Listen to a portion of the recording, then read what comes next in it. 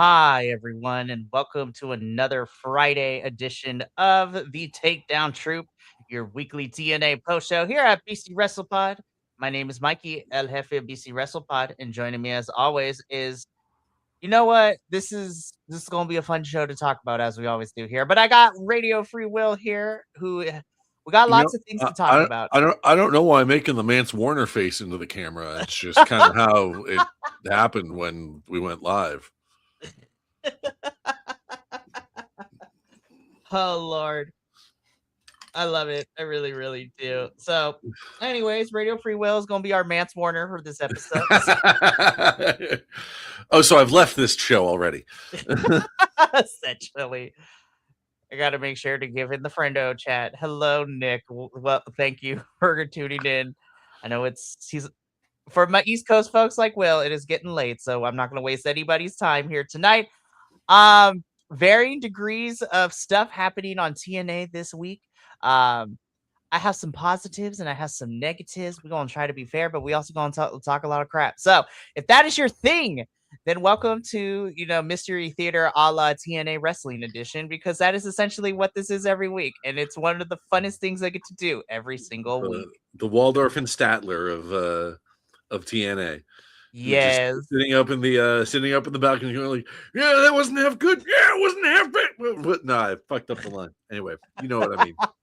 Anyways, so intro really quickly. Y'all know where to find us when we go live, where to find us on the social medias. We got a merch store, bcwrestlepodshop.fourthwall.com. We also have, other fun stuff planned. But if you want to donate to help us do fun stuff during summer, because the pay-per-view schedule is now filling up.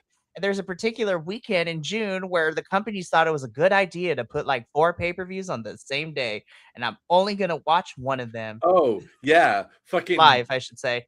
WWE smooth move, really genius planning. You know what? We're gonna try to counter program Forbidden Door with NXT. You're not helping the cause, WWE. I was just like, you could have just had NXT do a Great American Bash the night before on Saturday, and I would have been okay with it. Honestly, I would have been here for it. But no, there's too many pay-per-views that particular Sunday, because you got Forbidden Door, you have Great American Bash for NXT, and then you have Slammiversary as well for TNA. I'm like, good God. We're gonna talk about Slammiversary because we are slowly getting matches, and I'm just like, okay, I see how this gonna go, but whatevs. Without further ado, let's just get into this episode because we got lots of things to talk about. Not really, but we gonna talk about some stuff. So the first thing that we're going to discuss is what kicked off the show proper after our recap video and the intro, where we get our first match of the evening: Edward Edwards versus BDE. This match went about the way that I pretty much knew it was going to go. Poor BDE, man, he can never catch a break. But honestly, Edward Edwards, dang well, if the system wasn't out there, we probably, I don't even want to say we would have had a different result, but BDE, the numbers was just too much. The interferences, everything was just let Eddie Edwards win because of the system interference and running amok and some shenanigans. So If I wasn't watching these episodes at work, I would start a drinking game. Every time an episode of TNA opens with the system, take a shot. Be hammered. Well, I mean, once again, you're only watching one episode at a time. So, but at the very least, it'll make, the rest of the show at least a little bit, smoother because you'll have started drinking. That's how I feel like TNA has been booking. This is like they're half. Every episode starts with system. Every episode with system promo or a system match or just it's like they start the show and then they disappear for the rest of it. Yep. I'm like, this episode in particular had some egregious, well, I mean, TNA has egregious sins week to week, depending on the severity of it all. But this episode felt so weird in terms of like when things were placed, where things were placed. And I was just like, yep, we're running to the end of the pre-tapes from Sacramento because we're doing live tapings this weekend. So anyways, Poor BDE, man. I want you to get a win, but when it's the system, you probably aren't going to win. And he did not win indeed, because Edward Yeah. Edwards picks up this victory. The system, I thought they were going to immediately beat down. They kind of beat him down, and then they surround him, and then they beat him down. I was just like, I feel like the flow of that was a little weird, but whatever. Yeah. But then we get Cesaro at home, Fabian Eichner. That is, I cannot take credit for that. I got to give that to Will here, because he's the one that said it last week. And we're going to call it. Listen, I actually like Fabian Eichner. I think he's really cool. It's just the comparisons and the look and the presentation. I'm like, this is Cesaro at home. This is the Shasta version of Cesaro. Claudio Castagnoli a la Timu. Yes. So Fabian Eichner comes out shirtless and in jeans. I was like, my dude, jeans are like, and Tim's. Yes, okay, he's also rocking the Tim's. I was like, the Tim's, I totally understand. I was like, we're gonna stomp some fools out. But to me, if I'm wrestling in jeans, unless it is Orange Cassidy, I'm like, I feel like they would be the most restrictive thing to wrestle in. And even Orange doesn't even wrestle in like real jeans. It's like those jogger jeans. Yeah. So Fabian Eichner does take out some of the system, but again, the numbers are too much, and then he gets beat up, and then Leon Slater with a really nasty looking kick to Cedric Alexander when he was running up there. I was like, oh, Cedric almost ate the barricade on that landing too. I was like, don't hit the barricade. Oh, you almost did. Oh, no. And then, of course, the baby faces proceed to take out the system. So we're probably going to get a multi-person match with BDE and Fabian and Leon Slater versus the system. I'm like, okay, sure, why not? Oh, yeah, okay, TNA, answer me this. Why have a bad guy, a heel stable like the system, if you're not also going to establish at least a loose confederation of baby faces that is going to be similarly reliable rather than this sort of revolving door of whoever's new this week? It's a ragtag of people, and I'm just like, let's be real. This is a placeholder until Moose ends up coming back from whatever he's doing. Mm-hmm. Because this is the other thing. TNA, like, continuity does not exist with y'all, because like last we saw Moose, he was attacked backstage, and we're like, they did at first they're like, oh my gosh, who attacked Moose? And then like casually they just drop, oh yeah, the system attacked Moose like a couple weeks ago. I'm like, thanks for the intrigue, you guys, but whatever. Who could it have been? I mean, really, such a mystery. We all knew this mystery was already solved. We already knew it was the system, but damn, like no follow-up, no nothing. It was just like casually dropped it. I'm like, okay, that's fine. And yeah, so yeah. So Edward Edwards beats BDE, baby faces, standing tall at the end of this. We're probably gonna get us a 3-on-3 trios match. So I'm like, okay, sure, fine, cool, whatever. Moving on. These promos going, I was mad because I was just like, you know what? I am going to suspend my disbelief. I am going to be sports entertained. These promos are building up to our main event tonight, which is, the Wicked Garden match between the Hardys and the Righteous. And these are promos that built it up. So I was like, all right, boys, we'll see how it turns out into the main event. Spoiler alert, mixed results. And we'll get into that when we get there. I Googled it today while I was watching this. The Righteous have only been here for 6 months. Yep. It feels like it's been so much longer. Yes. And that should tell you how long this feud with the Hardys has been going on. Exactly. And it's like, it feels like it's been so much longer because they've just been against the Hardys. And it's like, there's like other people have been able to sort of like switch around and like have other opponents and have other feuds and stuff like that. But no, these guys, it's just the Righteous and the Hardys. And it's, again, we'll get into it when we get to the main event, but I was just like, and it's not over yet, but I wish it was. Yeah. Anyways, we'll come back to you boys when we get to the main event, because right now AJ Francis drops his newest single, or at least I actually really like this. I like this segment too. This was pretty good. AJ Francis, he comes out, he's promoting his new single. He unveils the artwork in which he, stole some things from Elijah's from not Elijah, from yeah, Elijah, sorry. Well, and let's be fair, he did not steal them. He legally procured them. He did behind Elijah's back, but yeah. it's So he procured some of Elijah's wardrobe for the photo shoot of his single cover, begins to, perform said single, and then Elijah comes out and it's like, "What are we doing, bro?" And there was a part of me that's sitting here going like, I heard my guitar. It's like, dude, you cannot copyright an E chord. Okay. I don't know what chord that was, but like you cannot copyright a chord. Okay. We have seen how many people have tried and failed miserably and entertainingly, I might add, for some folks. It's like, I'm going to copyright a G sharp. Like, no. Eat shit. So Elijah comes out. He's like, bro, what the heck? Why are we doing this? And then we learned that AJ Francis has procured a lot of things through some paperwork. And so essentially, and I quote AJ Francis on this, I own yo ass, end quote.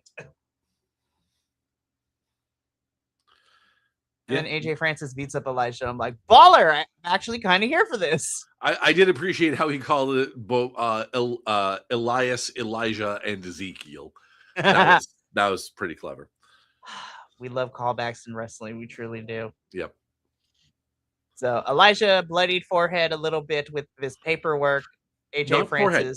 It wasn't his forehead. And I was actually a little concerned about that because when AJ hit him, he kind of hit him with an open palm. Right. And he was Elijah was bleeding from his ear. Oh, that's not fun either. Yeah. So I was like, I was honestly a little worried that he might have like perforated an eardrum or something. Man, or basically what happened with Cody against fucking Fiend guy. Bray Wyatt. No, not the Fiend. Fiend. The rapper guy. Travis Scott. Thank you, Travis Scott. Like when you work with middle schoolers and elementary students, you got to keep up with the pop culture, unfortunately. But yes, I'm an old. I know it. It's okay. We all. I am Unk. You are cool. Unk, but you are BC Wrestle Pod's Unk, okay? And you're cool. Ish. No, I love No. I have never been cool, and I'm not about to start now. You spill things on the floor. Love that. Oh no, it was empty. It's not spilled. We're good. True. Like no liquids have touched any of this electrical equipment. I have never been cool, and I'm not starting now. Never change. Never change. Anyways, so I'm actually kind of here for this feud with AJ and Elijah. Yeah. If I was like, this is an interesting way. I'm gonna be sports entertained, and sometimes it's all you need in wrestling. Big dudes versus big dudes. Bunch of big meaty men slapping meat. I mean, I said this last week when I did the show last week and like during the Champions Challenge with the men's division and seeing Elijah and Mike Santana square up, I'm like, my God, those are some big meaty men's. That is some tall ass mofos. It is insane. All right, let's keep this going though, because we still got a bunch to talk about. This happened. Darius is like, Indy, I just want you to know that I had nothing with doing with you, signing your contract with this faux training session that we were getting before their match. I was just like, this was a thing that happened. It felt very weird to place this here, but whatever. Yeah, this was like, oh, lore drop. All right. Sure. Thank you. Goodbye. Moving on. Like, honestly, it was like, what, maybe 45 seconds at least, minute, maybe? It was crazy. I was just like, okay, this was a weird place to put it, but whatever. We had to put it in here somewhere. So I am torn. Uh-huh. Because I feel like I know what this is building towards. I feel like this is building towards a potential romance angle between Indy Hartwell and Santino Marella Oh my god, for the please. express purpose of grossing out Ariana Grayson Stacks. See, Like I'm also torn it's got because to I'm be like, that it's got to be the kind of thing of like, oh, that's gross. How dare you? And it's like, oh, you don't like it. You don't like it when people make out in front of you. let's do it even more. Interesting. It's and like I know, I don't know what Santino's marital status is, and obviously it's just a kayfabe thing, but like and I don't know. I'm torn about that. I like I'm also torn it because I'm would like, it ew, would be nobody wants to see that. But it would be am I here to be entertained? Yes. it would be funny. And the reason I'm not okay with it is because it's number one, inappropriate workplace behavior. Number two, it's kind of giving shades of Vince McMahon in the Attitude Era. uh, And where's HR? Like, and to borrow a line from one of my favorite video essayists on YouTube, what can I say but yikes? yes, you get one of these for that reference.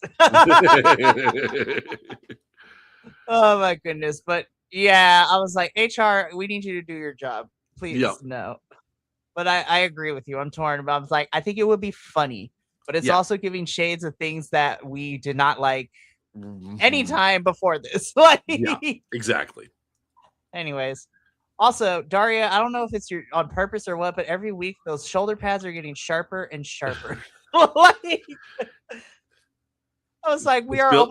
we're almost It's at the level of a Power Rangers villain at this point. it's built. It's building to a foreign object. Like that's you know what it's going to be. It's her she's gonna when she gets back in the ring, she's gonna start using the coffin drop as her finishing move.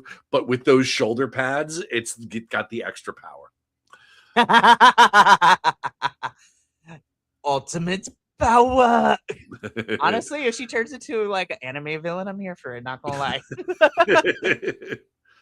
You know what? If Daria right here leans into being like, oh my gosh, why am I? Why am you I? want her to be the wrestling Rita Repulsa? Yes, just throw the voice just because I'm like, girl, we're almost there.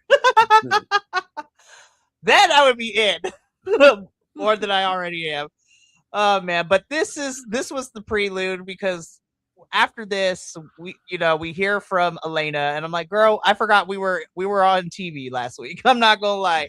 I was like, she talks about how she's the best knockout and she's better than all these girls. I'm like, damn girl, I wish you get more TV time, but no, I don't agree with you there Yeah. because they don't utilize you a lot and it makes me mad. I was like, I want people to like you because I know what you're capable of, but you don't get enough chances to do so. So whatever. Yeah. Anywho, now we get into this match. Yep. I was not as mad at this match that I thought it was going to be. It was fine. It was whatevs. I Yeah, was just it like, was I like thought it could have been a lot worse. I'm gonna be real. yeah, it could have been a lot worse. And like I'm I'm not a fan of 3/4 of the people in this match. And like and even Santino, it can be sort of diminishing returns. Like he's kind of like he's a bit of a one note joke. It's a good joke, but it's still kind of one note, you know.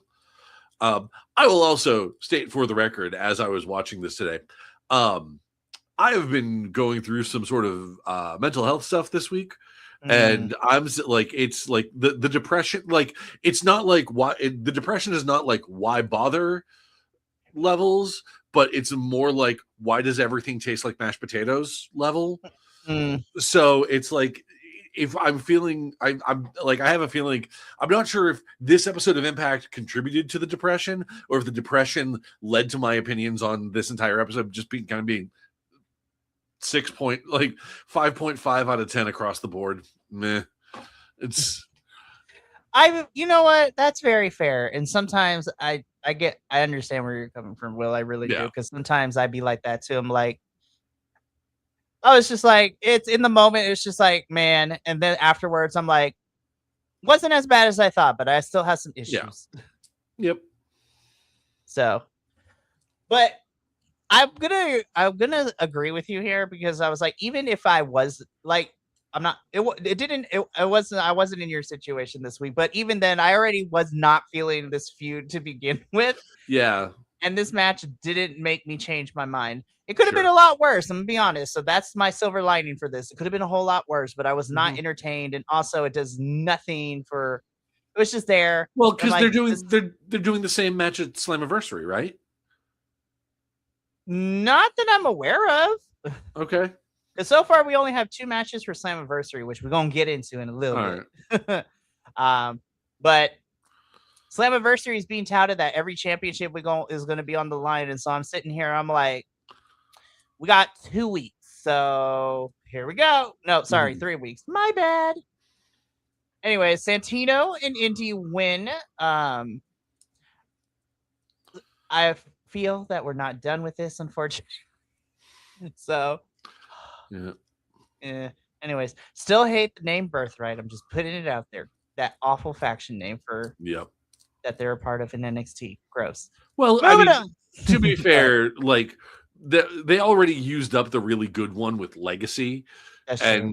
and and everybody knows that if you call something the new blank, then it's doomed from the start. Like, look at the new rockers, look at the new rock and roll express, look Mm, at the only two groups that were able to get away with it is because they weren't the new something, they just happened to have new at the beginning of their name, and that those were the New Day and the New Age Outlaws. yep. Shout out to Xavier and Kofi. Here's hoping that these boys pop up in Wembley. Who knows? We'll see what That would be great. happens. Like, it's here's hopefully those talks with Tony are going well, guys. Please. Anyways, let's keep this train rolling because I'm like, oh boy, what's next?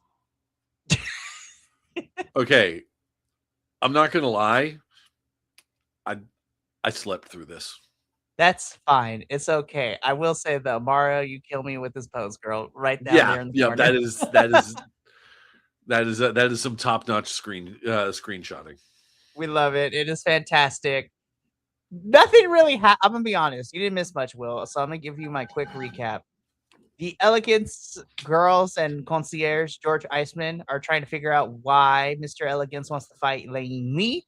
And then the lights go out. Here comes the Undead Realm girls. They all run away screaming. Well, at least the Elegance girls and concierge run away screaming. And then you just have Mr. Elegance just walk off the screen, like camera, not screaming or anything, not having a reaction. I'm like, what the flip? I was just like, I know we're selling his stupidity, but dang, bro has some sort of things. And you know what? The Oh, Dead Realm girls loved it. you know, you say about Mara's pose here. I just noticed Rosemary Yeah. right there. Just like, I'm going to eat the back of your skull. And then you have Allie right there holding onto the shoulder. It's just like, baby, we got to talk. I love the Undead Realm girls. I want them to start doing something more with them because, like, we Yeah. had that really cool saga in the Undead Realm, and then they fought the Diamond Collective, and now they're kind of just appearing and literally doing pranked, but TNA's version of it Mhm. essentially right now. Uh, or yeah, so anywho, we shall see what is in store for all of this. Hopefully, the Elegance Brand girls will start a feud with the Undead Realm girls. That's what I want. I think And I wonder if they're like with I this, want I think the feud has started. You know, it's that's fair. I'm also wondering, like, if there's anything going on with Ash because I haven't heard anything about her, being out or whatever. So, mhm, so maybe they're. I don't know if they're waiting for her to be okay and cleared yeah, again to start doing stuff like trios, but who knows? We'll see. yep. Anyways, after this little backstage segment, we get into that I slept through this too. This is like okay, I'm not gonna lie. I dozed off in the middle of that promo with the Elegance brand, and I mhm. woke up to Zaya Brookside talking shit. Oh, okay, so I'm gonna be honest. You slept through probably the worst parts of the episode, so Okay, cool. I'm gonna be honest. Now, I was like, okay, Eric, you've been entertaining me and Will here, like with the Steve Macklin stuff. Like that was Yeah. hilarious. Also, that clip did really well, and other people thought it was funny as well. Which But clip? Which one? the one where we were talking about 2 weeks ago with Macklin and Eric Young in the background, where he was just like strong jawing it, and it's just like I don't. The best part of the whole clip, people are like, "Yes," it's just like when we were talking about, do we think this feud is going to be good? We don't know. Are we going to be sports entertained? Yes. Oh my goodness. So I say and bring that all up because I was like, okay, more crazy Eric Young. You know what? I'm kind of vibing with it. Like we haven't gone back to what he originally was doing. This is cool. And then in 2 minutes, they immediately destroyed any goodwill and faith had in it because he's like, guys, this TNA locker room, we need to clean it out. The cleanse is coming. I'm like, God damn it. Why stop using that word? You cannot use the cleanse. That is not, in the words of Mean Girls, that's what that rope was about. We should all step Caesar. Like, what are we doing? We just took like 18,000 steps back. I was like, I was rocking with you, Eric. And then we're back to this, you're back on your bullshit. And I was like, no, why? Which then prompts Mike Santana to come out. And you know what, Mike? Dude, I feel for you. I think you just having a good time and you just chilling. We don't know if you're going to resign after your contract expires in July, but like, he just be here, be chilling, fighting people. And I'm like, you know what, Mike? I feel you for this one. Because then Mike comes out and he talks about, it's like, what the heck are you talking about? You're saying that the locker room, the fans, everything is just wrong. You're wrong. And then Eric Young low blows him and stands for the title. We're going to get the championship match sometime within the next couple weeks, if not at Slammiversary. And I'm just like, all right, Eric. Like, I was rocking with you until this promo. And I'm like, damn it. So I did watch. So I did go back and watch the clip of this on YouTube. And did Ricky Sosa just move on? Because he calls out saying like Ricky Sosa, flash in the pan. EC3 wanted his crown and is gone. It's like, wait, so did they just did TNA lose more talent again? I don't know about EC3. I don't know if that was just like a one-time thing or if they're trying to find some stuff. Ricky Sosa is a different problem entirely because it is the same thing that plagued Leon Slater and Danny Luna at the beginning of this year, visa issues. And I'm like, gosh, darn it, TNA. We talked about this, but then again, you learned nothing. You have learned nothing, but I will give them a little bit of, I don't want to say leeway. I'm going to give them a little bit of grace because given the state of the country as it is now, and you know what, it's a lot harder to get, international, especially work visas and visas in general for people around the world to come into this country. And to my friends that want to come here, I am so sorry. To my friends that want to come here, don't. Yeah, no, we give it a couple of years. Give it a couple of years because, unless you have no other choice, but then I'll be like, okay, it's still bad, but at least some of us will support you because we love you. Unless you have a particular, mission that we will not condone in Washington, D.C. or something like that. I mean, we're not that we would condone such a thing ever, but like, wink, wink, nudge, nudge. Did you ever see that? Did you ever see that Whitest Kids You Know sketch? You know the one I'm talking about. Yep. It's totally illegal to say. So it's like, yeah, exactly. So I was just like, Eric, I was rocking with you. And then all that nonsense came back up. And so Eric Young and Mike Santana is where we're heading. And I was like, the match should be fun because at least I know both of them could go in the ring. But I'm like, all right, well. Yeah. It's ease what it is, as the kids say. So much for entertaining Eric Young. Now we're back to just sort of back on my BS, Eric Young. Bland, crazy, vaguely racist Eric Young. I was like, dang it, Eric. Dang it. This is why we can have nothing nice in TNA specifically. Darn you. Now, if you come back being crazy with the tinfoil hat, then I'll be back with you. I'm not Yeah, gonna lie. absolutely. I feel so bad because I was like, it's not that hard. Just don't talk about the cleanse and go back to being crazy with like you did with Macklin, and then I'm back on board. Like Hell, with Macklin, with EC3, like the thing with yes. EC3, like that was genuinely entertaining because you both of you guys just went batshit nuts at each other. In like the best way possible too. Like, anyways. So again, Mike Santana and Eric Young is the collision course we're setting on. Because for those of you who forgot, Eric Young won a battle royale to fight Mike Santana for the title, and we kind of forgot about it for a couple of weeks until now. So whether that's at Slammiversary or if we're going to get it sometime soon, who knows? We'll keep you posted as these episodes get closer to Slammiversary. But we move on from Eric Young and Mike Santana to backstage a segment. Tasha, girl, I need you to run. Like, this is getting crazy. And I was like, damn it, man. We're back to Tasha being the scapegoat again for like the 18th time since this faction's inception. I was like, damn, man, why we gotta blame Tasha for everything? This is ridiculous.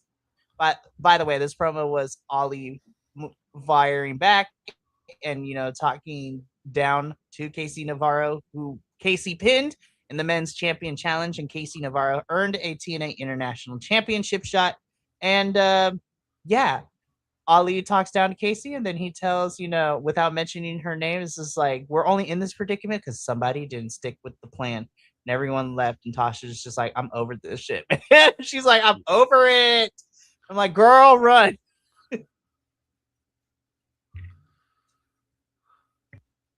Yeah, another one I slept through, so I have no context for this one.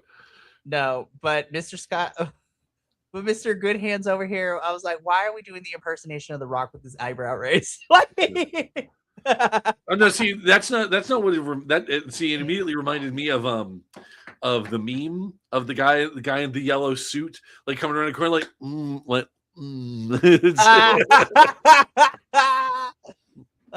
we have fun on this show.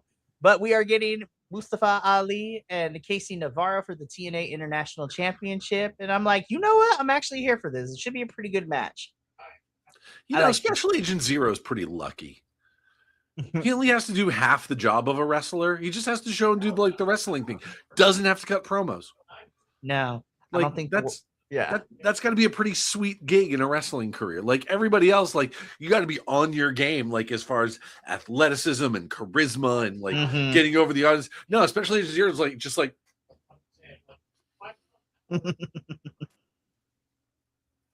Special Agent Zero is a great wrestler for the exact same reason that I am a terrible bouncer. I was a bouncer at a bar for a year or one season, I guess, and really? it was Halloween season in Salem. Yeah, tell me about it. I hear Halloween, and I'm like, oh.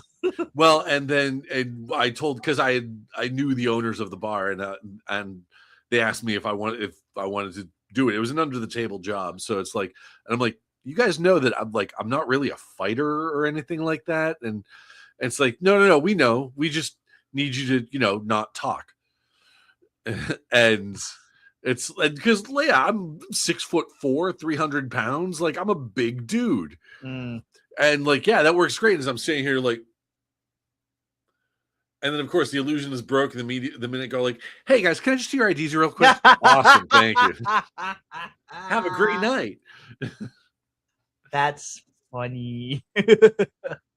So we keep teasing every couple of months. There's always some sort of dissension into Order 4. And I'm just like, what are we doing? We've gone down this road too many times, you guys. Like, come on. Anyways, Casey, but again, Mustafa Ali versus Casey Navarro is actually, I'm excited for that. I think this is going to be a pretty good match. Hell yeah. I'm rooting for Casey, man. I'm glad that he's back. I want Casey to do well. So we keep this rolling though, because that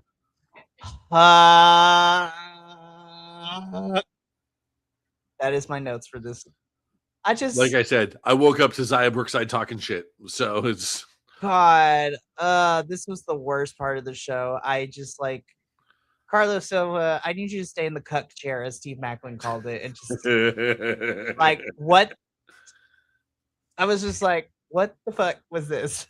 I was just like, what are we doing? I don't understand. And yeah, this, you know what? This match gets this noise for me. This is our weekly thing now. You get the large boo because this was hot garbage. I was just like, you gonna have Mr. Elegance beat your knockouts champion? What the fuck? That is what the fuck worthy. That is exactly. Yeah. Elegance brand gets kicked out for running interference. Zaya Brookside causes a distraction. Mr. Elegance wins.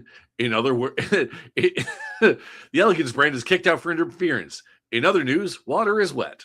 Yes. And the sun is warm. So this was whack. I hated this. Zaya gets into the ring on the microphone, and you woke up to her talking massive amounts of shit. Yep. And I was like, girl, I love you, but I can't take you seriously. Like, I love you, but I can't take you seriously as a heel. But the important thing that did come out of her mouth is that we have this match set for Slammiversary. Cool. I was like, you know what? We're trying. I don't listen. I'm not here to root against people because you know what? They can pleasantly surprise me. Yeah, but it's like when matches like this, like we need to make a big announcement that this match is happening. Like, okay, yeah, and there's dirt on the ground. We already knew this match. We knew this was coming.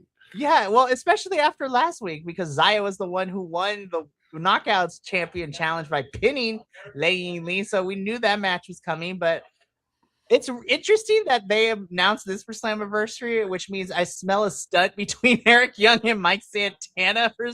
Like, they didn't announce that for Slammiversary yet, so I'm like, I smell a stunt.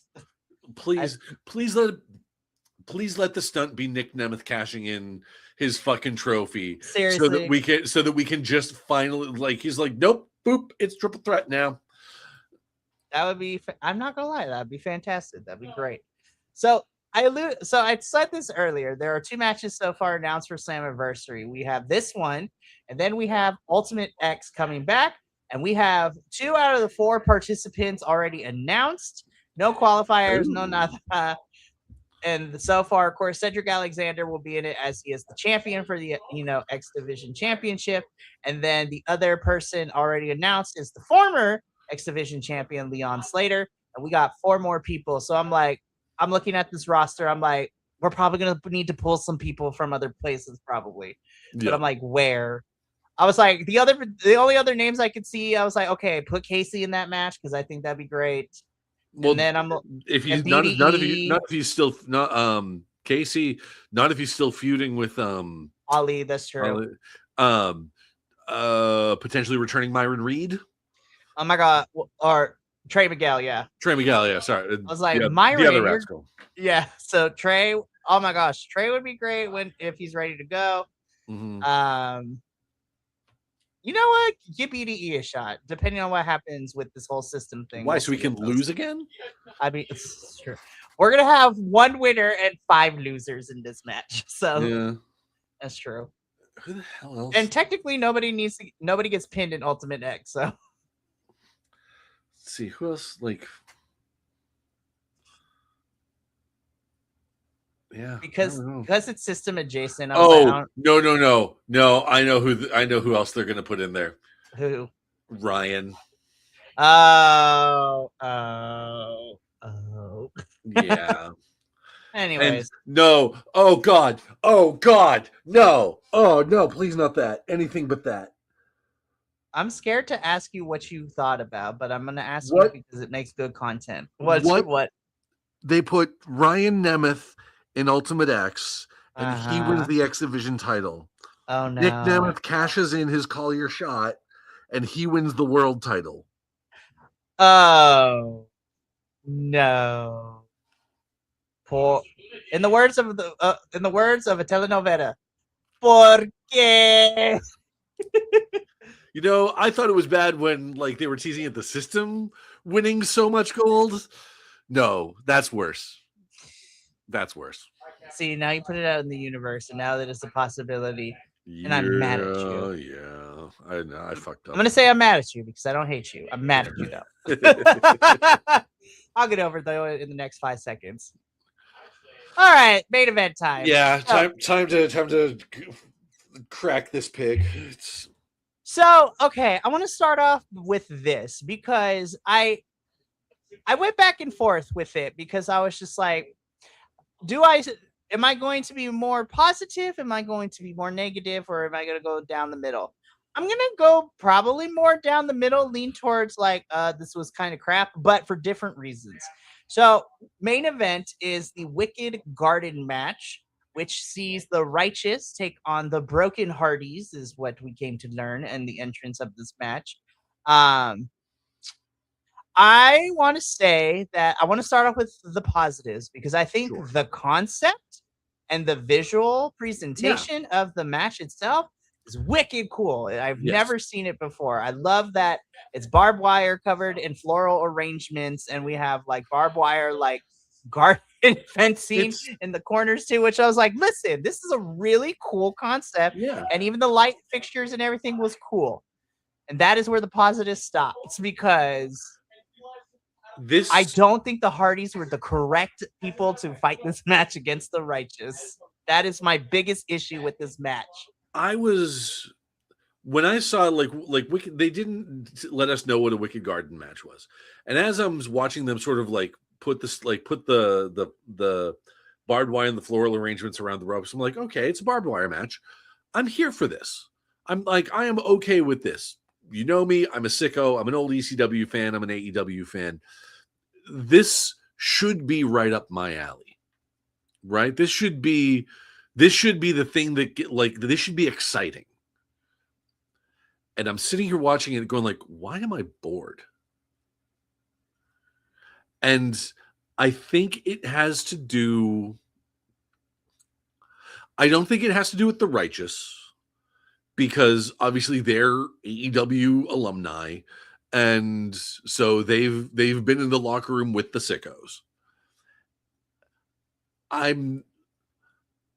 don't think it's fully on the shoulders of the Hardys.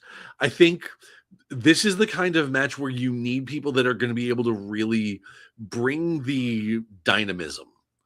If that's the word I'm looking. I'm not sure that's the right word, but like you need people that can really have those dynamic moments, those really the big spots, the over the top stuff. The like this is if they had presented this in AEW and had this match against like I don't know, Private Party or against like who else would, or hell, if they had this against the Rascals, you know, like I could see this being a really good, really big, bold, dynamic match. The Hardys are not that anymore. No, They're the OGs of that. Don't get me wrong. but This much farther into their career, in their 50s, yeah, it's it. And the sad part is that the definitely showed in this match, like more so than I felt like. And we always bring it up every time we see the Hardys doing these like extreme matches in TNA over the last year and a half or so, and all that stuff. But to me, this match definitely was I felt it the most so far, and I was like, oh, this ooh, this this oh, this okay, like, and as I'm sitting here thinking about it, you know what I would kind of compare it to? Maybe not to the same extent, maybe not to the same level of like this is embarrassing because the match that I'm about to reference was really embarrassing for both parties involved. WrestleMania 35, I think, Roman Reigns versus The Undertaker. oh my gosh. And this was still at the peak of like trying to make Roman Reigns babyface. Mm-hmm. And it was I don't think that was 35, but like you know the one I'm talking about, and and Yep. God love them, the announce table is doing their best to really sell. It's like, oh, the big dog's hunting. I can very specifically remember watching that WrestleMania and thinking, this isn't the big dog hunting. This is the hunter finding a 12-point buck on the side of the road on his way home from the hunting trip, throwing it on his car and say, look what I caught. That's what, it's not quite that level because the Hardys, put it this way, the Hardys aren't as old as Taker was in that moment. Right. But we're getting there. We are seeing shades of that. We are seeing shades of the, like I've been saying for months, of like, guys, it's okay.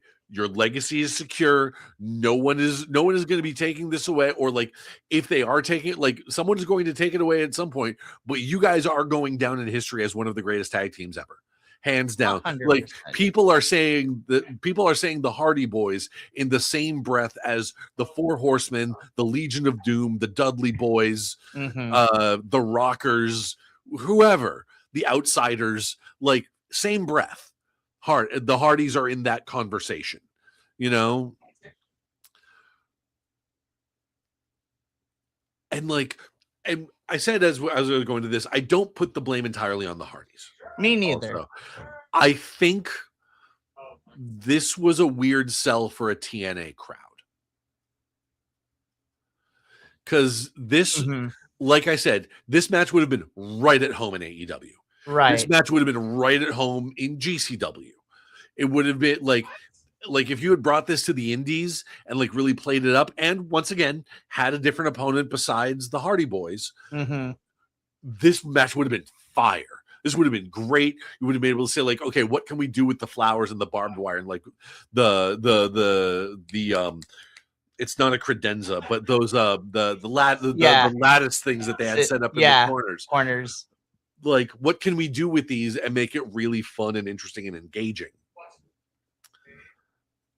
And like, and honestly, I think because of this, it all came off as a little half-baked.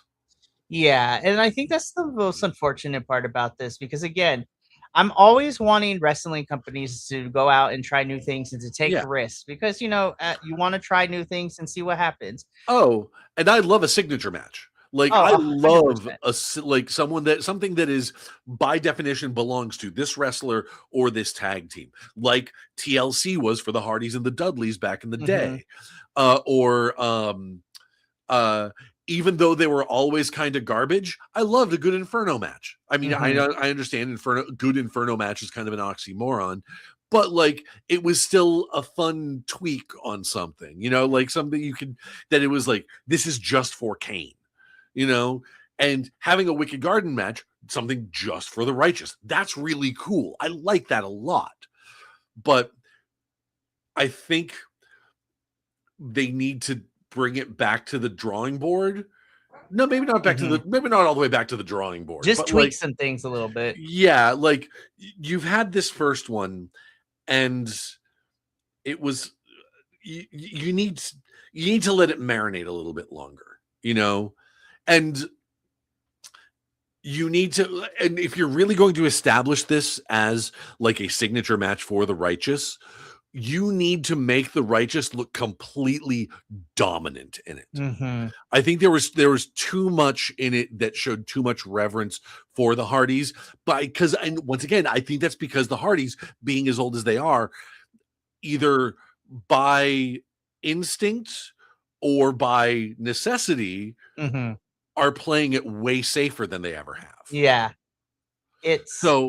And in that, so that means they're not just in the sense of like they're taking less risks in their offense. It also means they're not selling as hard. So that means like if you were to have this match with the Rascals, like you'd be like they'd be ragdolling all over the goddamn place. Like so, like you would you throw Myron Reed, and once again, I know AEW, but like if you throw Myron Reed into Dutch and have him hit that death walks into that lattice thing, and you make him sell that shit. Exactly. And I'm thinking of like, and obviously I don't want to just put random people, but like looking at this TNA roster that we have right now, I would need a little bit more convincing, but I'm gonna be honest. I feel like someone like a Brian Myers or even a Bear Bronson would be able to take this, Oh especially yeah. Bear, because I was like, Bear, we have seen your work on the independents, especially you becoming a death match type of wrestler in the last year as well. I think I think the system versus the Righteous in a Wicked Garden match could actually work. Okay, you know who I think would actually work better against the Righteous in a Wicked Garden match is the Great Hands. Oh my gosh, you're right. Right, the right have like once this Both thing of with the them. Hardys ends, that's who they should feud with next. Have the Righteous turn babyface against Order 4. Yes, and take them down. Yeah, see, TNA, it's not that hard. Seriously, it's really not. So to kind of finalize, well, our thoughts, and you can tell me if I'm right or wrong on this. We love the concept, and the presentation is really cool. But there are some things that need to marinate for a little bit, and finding teams that can actually sell I don't want to say right because that's not the right word, but sell a bit better for the Righteous and just over big spots in general. One last nitpick to make. Mhm. The Lily of the Valley spot didn't land. Mm-mm. I That was was like, like, I "Oh." understand what you're going for here, but no, we don't need that. Um and this is as someone who in his more idle moments has thought about like trying to like incorporate kind of like different unique items into hardcore no disqualification matches. I've always thought that someone should implement hot sauce.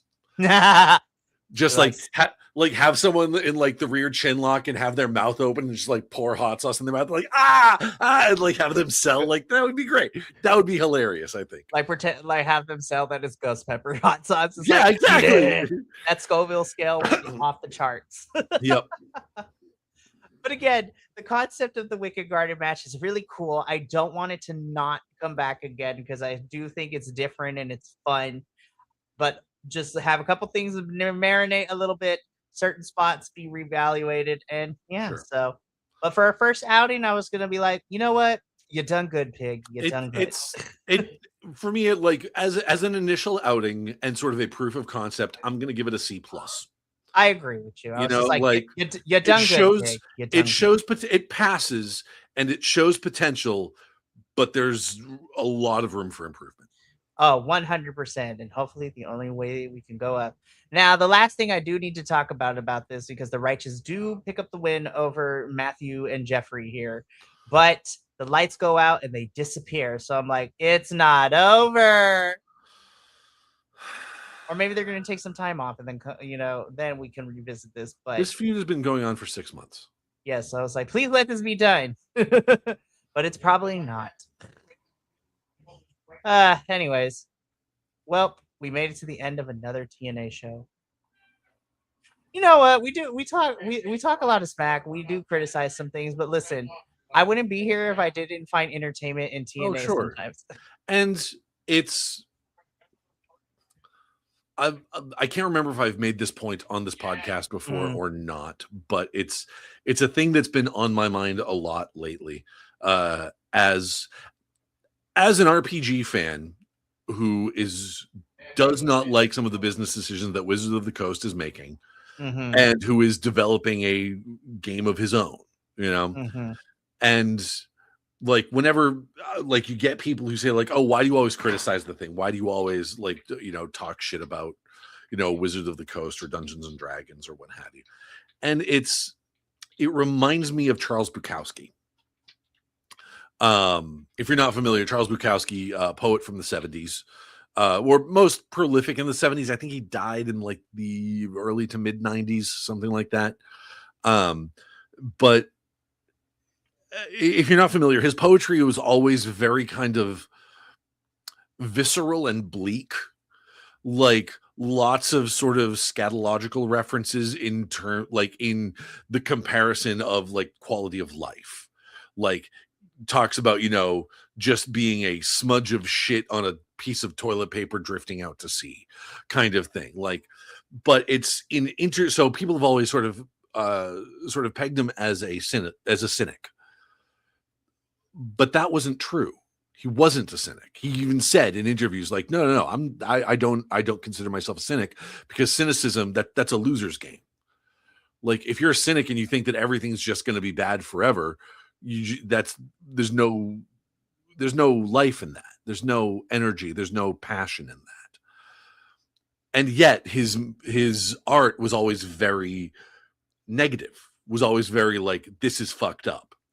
And the thing about that, though, is that the people that are so frequently angry or bitter or depressed or any of these other negative emotions, 99 times out of 100, I would say, it's because they do love a thing and they want it to be better. They wish it could be better. They remember when it was better, and they want to see it become better in the future, and they can sort of point out like what would make it better. And so, yeah, that's why we talk shit about wrestling. It's like, that's why I consider myself the chief hating officer of TNA, because I know TNA can be a great promotion. This was the home of AJ Styles and Petey Williams. This was the okay. I know everybody complains about the Canadian Destroyer being overplayed. This is the place where it was invented. And Samoa Joe and Christopher Daniels, and there have been some legends that have come through here. There have been some shitty legends that have come through here too, and I just said that in terms of like the performances and athleticism. In terms of like promos, one of my very favorite promos of all time is Jay Lethal and Ric Flair. The woo off, like they're both trying to woo at each other, and it's just they both end up like throwing their jackets on the ground to elbow drop them, and it's madness and it's chaos and it's hilarious.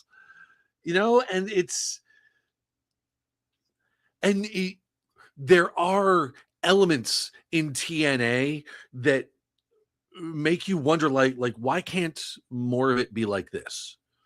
Like we've said, like Eric Young going full tinfoil hat. That, like, those moments were great. Or letting him, bat shit off with EC3, or the Undead Realm feuding with the Elegance brand. That is pitch perfect. Hell, like they even have who I think is in a prime position to be like, if they let Hometown Man cut promos, you could have a top tier comedy act on your hands. And like, right, and I think as we're seeing in other promotions right now, comedy acts are money.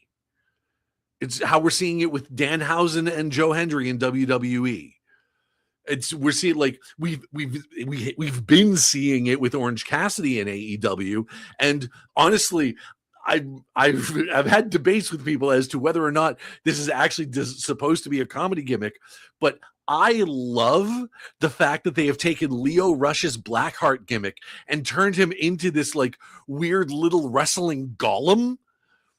Let me tell you, that backstage segment with the conglomeration and it's like how they did it is so good. Like, I'm not sure it's supposed to be funny, but I think it's great. Like, listen, I'm behind it 100%. Yeah, it's like, is it supposed to be making us feel uncomfortable and laughing at it a little bit? Good, because it's doing that. It's like, and like, people don't know what to think about him, and it's like, and like, especially having seen Leo Rush go through a couple of different gimmicks since he's been in AEW, and I'm just like, having seen him do the Blackheart thing on the indies, it's like, dude, just go back to that, please. And that is exactly what he's doing, and it's been great. So, but like, yeah. So that's, like I said, having someone like, let the Hometown Man cut promos so you can have that comedy gimmick, or and specifically comedy babyface gimmick. Because like you've got comedy heel gimmicks in here with like Mr. Elegance, but that doesn't hit the same way because they're sort of antagonizing the crowd.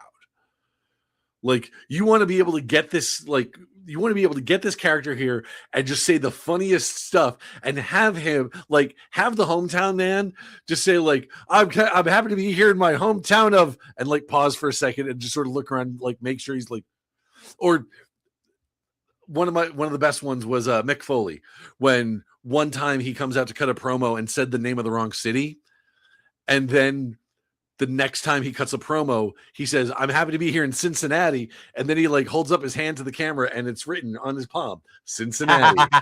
It's like There's there are there are elements that we really enjoy with TNA. We truly do. And it's because we both have in different areas and in different eras of TNA, we know we can get it back to it to being really good and really, I won't I will say this and then we can wrap this up. I of all of the shows that we cover here and of all the hosts that we have, and it's not in a bad way. I want to preface by saying that because I don't want people coming after my friends on here, but I always end up getting, it's always the short end of the stick. It's always the butt of the joke where, people are just like, how can you watch TNA? It's crazy. And I was like, I know it's crazy, but I'm here every single week because damn it, I love it. And I know how great it can be. I just need TNA to make better decisions in certain areas.